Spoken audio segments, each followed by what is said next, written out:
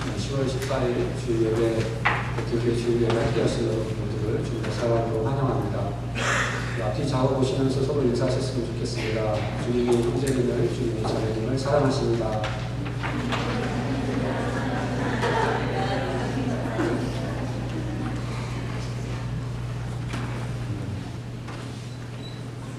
네, 오늘 성가대 찬양이 너무 좋죠?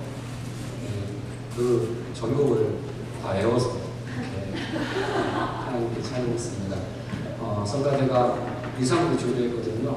의상까지 입고 찬양하시는 모습은 여러분이 비내리교회에 오셔야 할 수가 있습니다. 이제 제가 기도하고 말씀 전하겠습니다. 하나님 아버지 감사합니다. 귀한 주일, 기쁜 주일 우리에게 허락하여 주셔서 주님께 나와 이렇게 찬양하며 또 기도하며 예배할 수 있게 하여 주시니 감사합니다. 하나님 아버지, 주님께서 이 시간 함께하여 주시고 우리의 예배를 받아주시옵소서.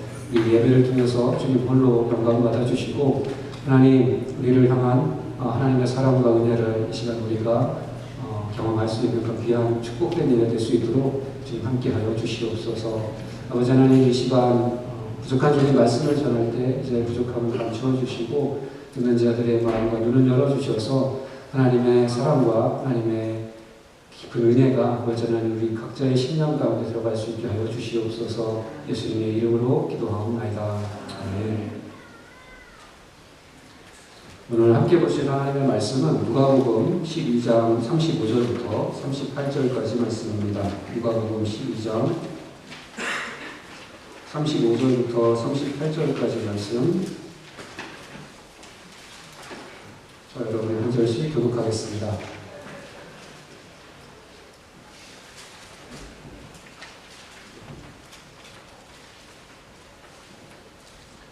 누가복음 12장 35절입니다.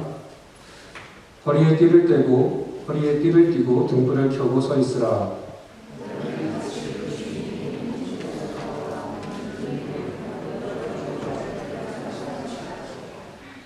주인이 와서 깨어있는 것을 보면 그 종들은 복이 있으리로다. 내가 진실로 너희에게 이르노니 주인이 띠를 띠고 그 종들을 자리에 앉히고 나와 수종들이라.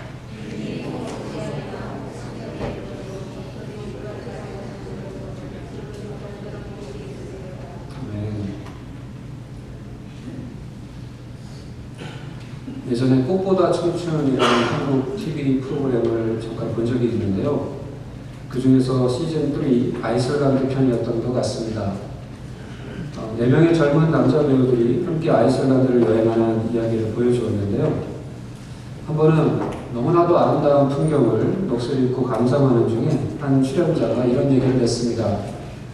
다음에 꼭 아내와 아이들 데리고 여기 다시 와야겠다 이런 얘기였는데요.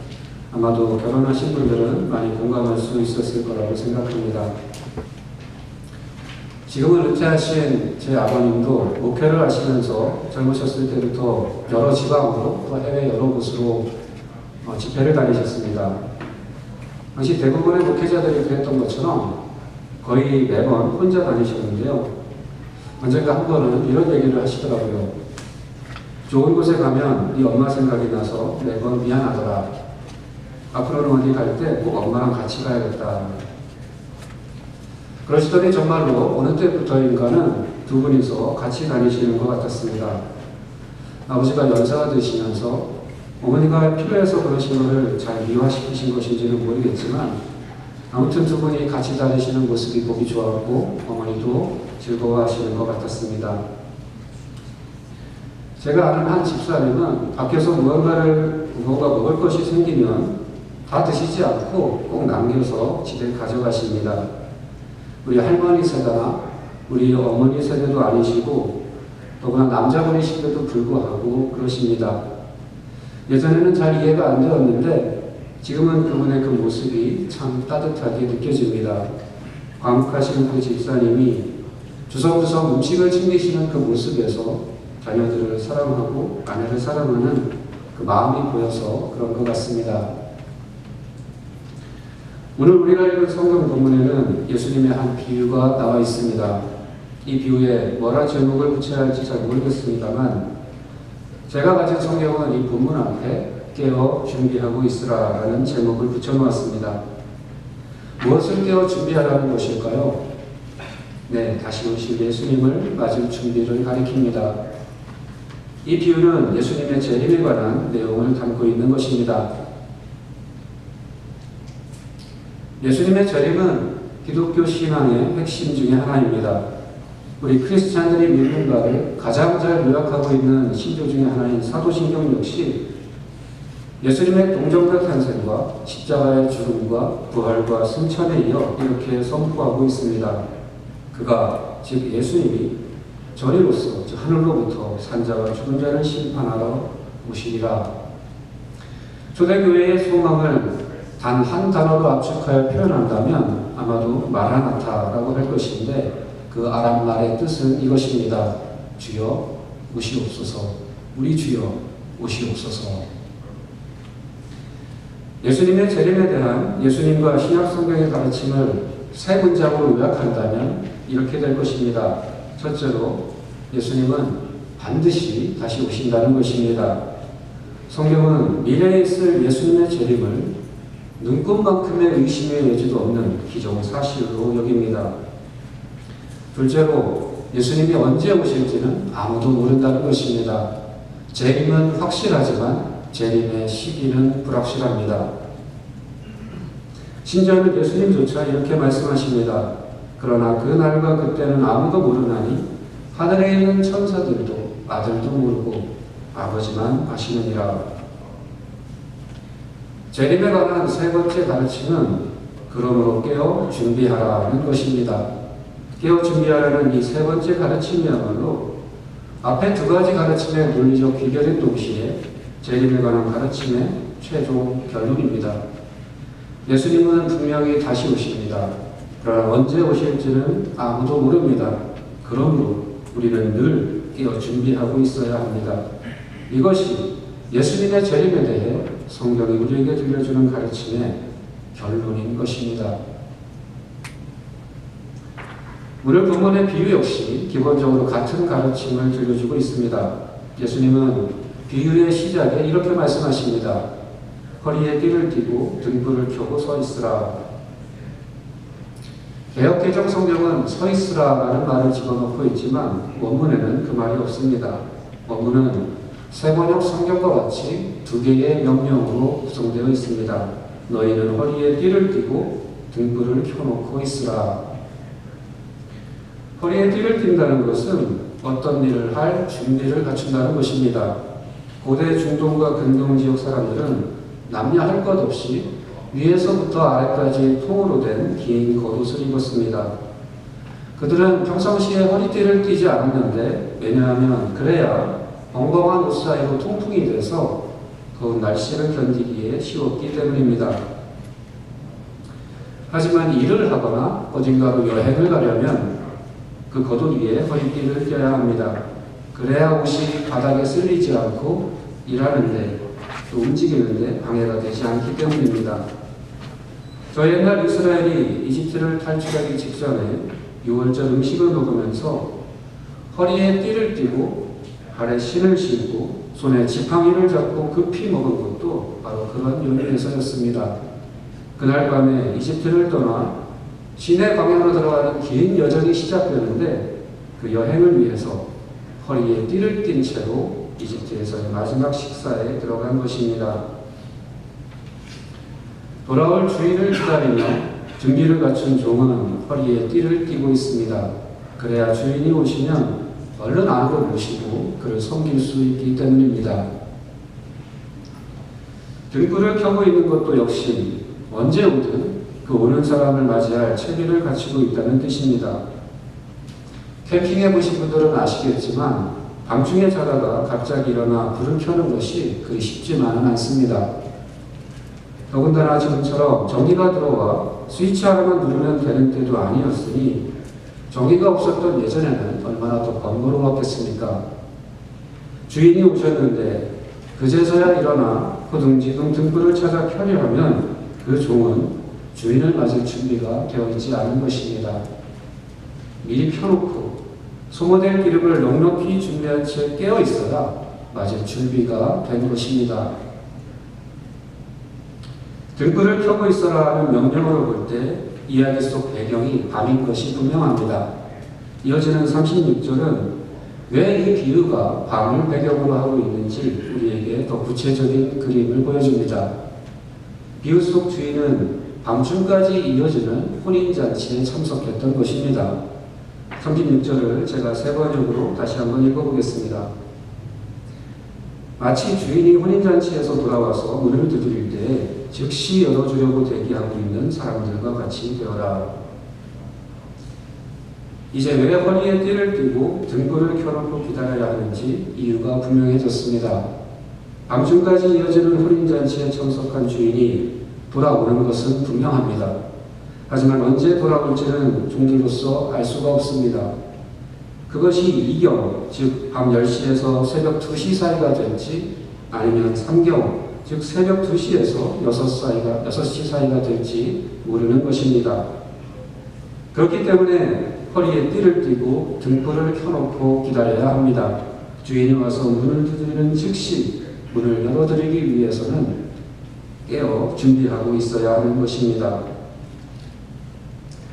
예수님은 비유를 이어가시며 다음 구절인 37절 처음에서 이렇게 말씀하십니다.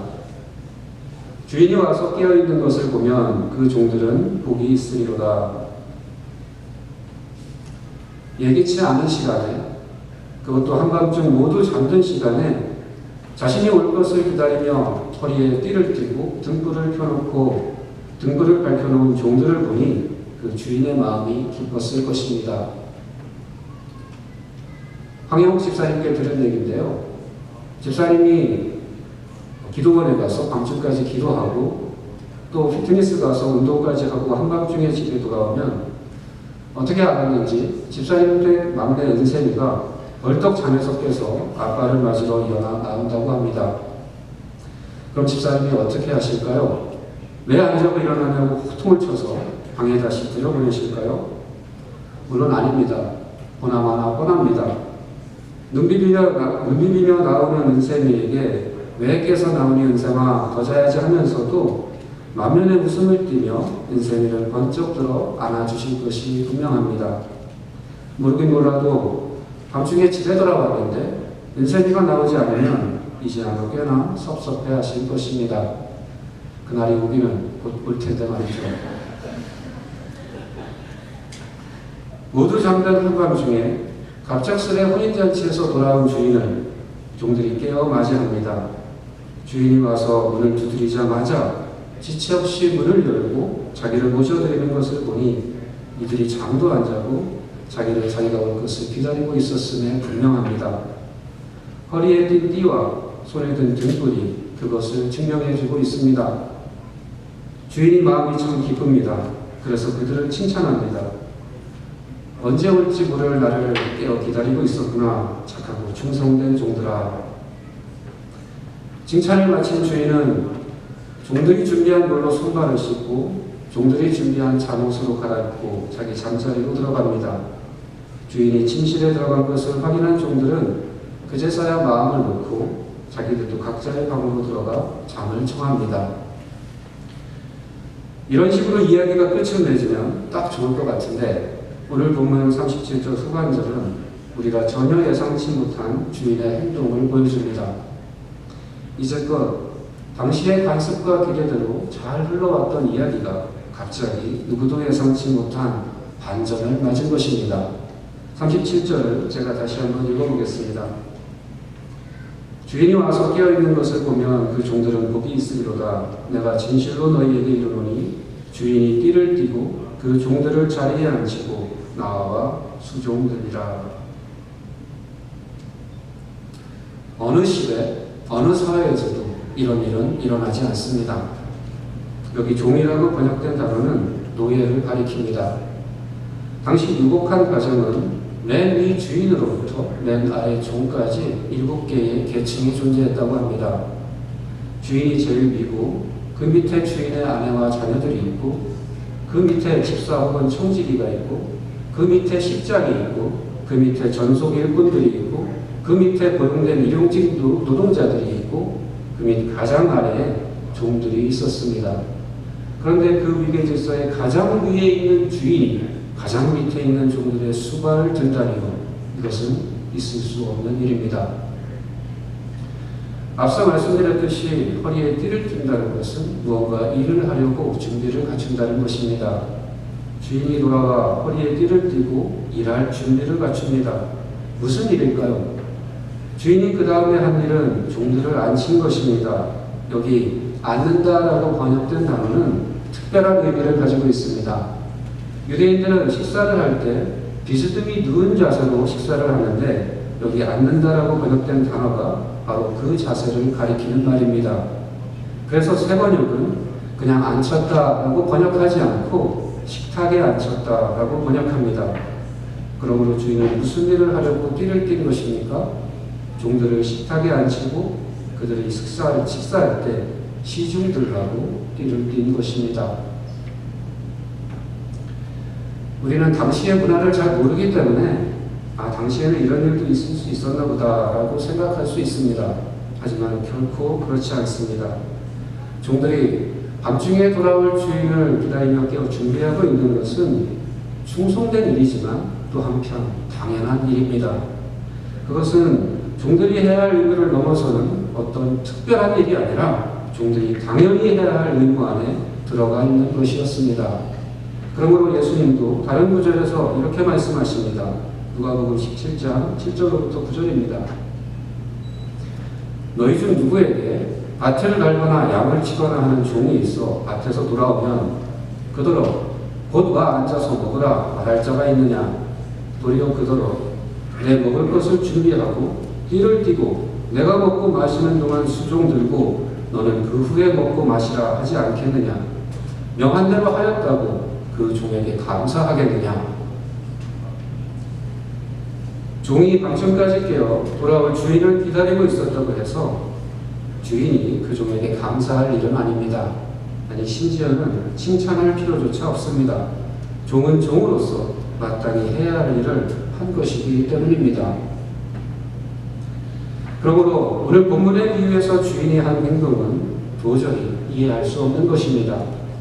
그럼에도 불구하고 주님은 이렇게 힘주어 말씀하십니다. 내가 진실로 너희에게 이르노니 아멘. 내가 너희에게 이르노니 주인이 띠를 띠고 그 종들을 자리에 앉히고 나와 수종들이라. 그리고 다시 한번 그러한 종들을 축복하십니다. 주인이 혹 이경에나 혹 상경에 이르러서도 종들이 그같이 하고 있는 것을 보면 그 종들은 복이 있으리로다. 우리는 이제 이렇게 질문하게 됩니다. 예수님의 비유 속 이 주인은 왜 할인잔치에 더 머물면서 잔치의 그 모든 풍성함과 즐거움을 누리는 대신 밤중에 돌아와 종들의 식탁에서 시중든 것인가? 그는 왜 종들에게 와서 종의 모습으로 그들을 섬긴 것인가? 관습으로도 설명할 수 없고 상식적으로도 말이 안 되며 종들의 충성됨에 대해 주인이 보인 호의라고 하기에도 너무나 과하고 너무나 지나칩니다. 우리는 비유 속 주인의 행동을 어떻게 이해해야 할까요? 주인의 행동은 오직 이 비유 속 주인이 다시 오실 주님을 가리키고 있다는 점에 비추어서만 이해될 수 있습니다. 다시 말해 이 비유 속 주인을 예수님과 동일시해야만 이해할 수 있다는 것입니다.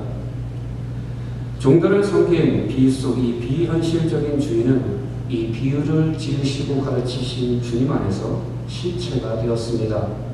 저 천국에서 누리던 모든 권세와 영광을 버리고 천한 짐승의 영을 통해 누운 벌거벗은 갓난아이가 되심으로 종들과 같이 낮아진 비유 속 이 비현실적인 주인은 우리 주님 안에서 실체가 되었습니다. 비유 속 주인이 종들과 같이 낮아진 것은 하나님이 사람이 되어 이 땅에 오신 성육신의 사건에 비하면 낮아진 것도 아닌 것입니다. 그는 근본 하나님의 본체시나 오히려 자기를 비워 종의 형체를 가지사 사람들과 같이 되셨고 사람의 모양으로 나타나사 자기를 낮추시고 종들을 섬긴 비유 속 이 비현실적인 주인은 이 비유를 지으시고 말씀하신 우리 주님 안에서 실체가 되었습니다. 십자가에 달려 죽으시기 전날 밤 저녁 잡수시던 자리에서 일어나 겉옷을 벗으시고 수건을 가져다가 허리에 두르시고 대야에 물을 떠서 제자들의 발을 씻기시고 그 수건으로 그 발을 닦아주심으로 허리에 띠를 띠고 식탁에 앉은 종들의 수종된 비유 속 이 비현실적인 주인은 우리 주님 안에서 실체가 되었습니다. 종들을 섬긴 비유 속 이 비현실적인 주인은 이 비유를 지으시고 말씀하신 우리 주님 안에서 실체가 되었습니다. 주님의 십자가는 곧 자기 생명을 내어준 섬김입니다. 인자가 온 것은 섬김을 받으려 함이 아니라 도리어 섬기려 하고 자기 목숨을 많은 사람들의 대속물로 주려 함이라. 주님의 십자가는 주님이 이 세상에 오신 목적이 섬김을 받으려 함이 아니라 섬기는 데 있음을 분명하게 보여주었습니다. 그러므로 비유에서 주인이 돌아와 자신을 기다리고 있던 충성된 종들에게 한 행동은 그 종들을 향한 주인의 사랑에서 비롯된 것이 분명합니다. 성자 하나님이 천한 짐승의 부위에 놓인 갓난아이가 된 것도, 그분이 제자들의 발을 씻기신 것도, 그분이 십자가에 달려 죽으신 것도 당신의 종된 우리를 향한 주님의 사랑으로밖에는 설명할 수 없는 것처럼 말입니다. 주인의 행동은 오직 사랑으로밖에는 설명될 수 없습니다. 사랑만이 주인의 행동을 설명해 줄 수 있습니다. 주인이 올 것을 기다리며 깨어있던 종들이 복이 있고 또 복이 있는 것은 그들이 주인의 사랑받는 종들이기 때문입니다. 대접받는 혼인잔치의 상석을 떠나 종들의 식탁에서 수종드는 것을 택할 만큼 그 주인은 종들을 사랑한 것입니다. 내가 진실로 너희에게 이르노니 주인이 띠를 띠고 그 종들을 자리에 앉히고 나와 수종들이라. 이제 우리는 이 말씀이 다른 누가 아닌 우리 주님 자신이 하신 일에 대한 약속임을 알게 되었습니다. 우리는 주님의 이 말씀을 그대로 믿을 수 있습니다. 우리 주님의 성육신과 섬기신 모든 사역과 계속의 죽음에 비추어 볼 때 우리는 주님이 이 약속도 당신이 다시 오실 때 반드시 이루실 것임을 확신할 수 있습니다. 주님은 분명 다시 오십니다. 우리를 사랑하시는 주님은 분명 우리를 찾아오셔서 저 아름답고 영광스러운 천국으로 우리를 데리고 가실 것입니다. 그리고 다시는 우리를 떠나지 않으시며 우리를 위해 십자가에서 자신을 내어주신 그 동일한 사랑으로 영원토록 우리를 사랑하실 것입니다. 저 여러분 모두가 다시 오실 주님을 기다리며 준비함으로 우리 주님의 이 놀라운 사랑 가운데 거하시는 복된 자들 되시기를 우리 주님의 이름으로 축원합니다. 기도하시겠습니다.